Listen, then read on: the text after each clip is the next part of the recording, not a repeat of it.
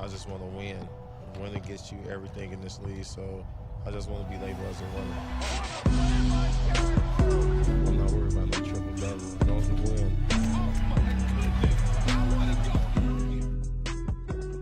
What's good, YouTube? It's your boy Young Timba Z back at again with another video. So today I wanted to review part one of the last stand that was on yesterday of the Chicago Bulls and the last Dynast. It was the last championship ring that the Chicago Bulls secured after the dynasty was over and everything in the late 90s. So episode one was mainly about like the origins of Michael Jordan, who he came to be and everything like that. So it was a bunch of old footage and clips that was never before seen about Michael Jordan, like his path on why he worked so hard and how he worked so hard to become the greatest. And it was a really great representation of him, about like what his work ethic is about. Like if anybody was new to Michael Jordan or new to basketball in general, you have to know about one of the greatest players of all time. So it was a great way to introduce him into the era of basketball that he was about to enter into, from going back to his younger days in middle school. It talked a lot about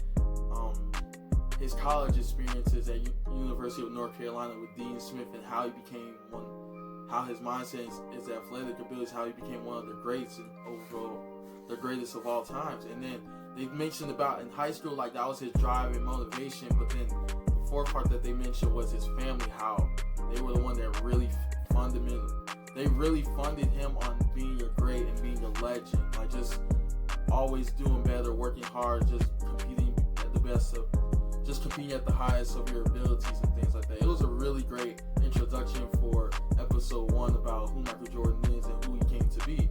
And then episode two, it started off about like talking about Scottie Pippen's origin, how he became the great basketball player that he is. So his origin story was mainly about it was just like his come up was just completely different from Michael Jordan, because they're not even from the same area. Michael Jordan's from Wilmington, North Carolina. Scottie Pippen's from Arkansas. So his family dynamic was completely different. Like it started the story with his injury and like how his injury became to be, and like then it reversed back to his origin. So his family, he had like 7 or 8 different siblings, and like 2 of them were like hospitalized for a while. Like one of his dad had a stroke when he was a young age, so he went from like living an everyday normal life to being immobilized in a wheelchair. And then one of his siblings, like at a school, they got into a fight with like somebody in the middle school, and like the fight got so bad that like it paralyzed him. So he's had 2 family members that were in wheelchairs and things like that. And it was like a very serious situation. He ultimately said it traumatized him growing up. And then the story started to move and progress forward of like how he became the great basketball mago he is. So what happened was, like when he was in college, he didn't go to like a D1 school. He went to an NAIA school, which is what I went to, what Robert Morris is. So it was very relatable. I can understand his story a lot more better. And then what happened to he wasn't even on the team originally. Like Michael Jordan, of course, he was well known, well renowned. He was on the team automatically.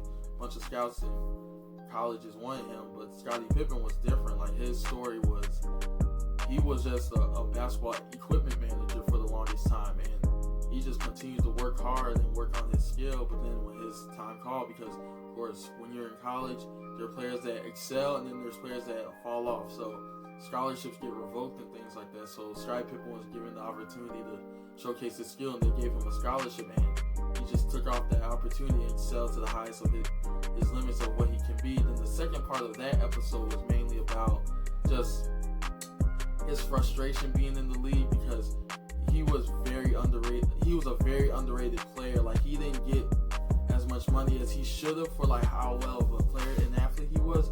He was ranked 6 on the Bulls, so he made about $4.2 million, being the 6th highest paid player on the team. And for that to be Scottie Pippen, that's really disrespectful by the Bulls and things like that.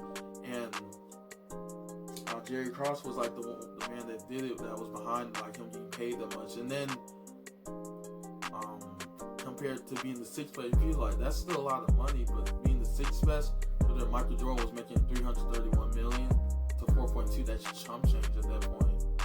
So it was and he he always tried to get his contract up after like all the years being the Bulls. He played for the Bulls for like 10 years, but Jerry Krause wasn't budging on like trying to change his perspective on getting him more money because he's very well talented. He got a lot of players that was they won so many rings, but he was a very petty man that like really treated people like crap and things like that. He didn't really respect his players.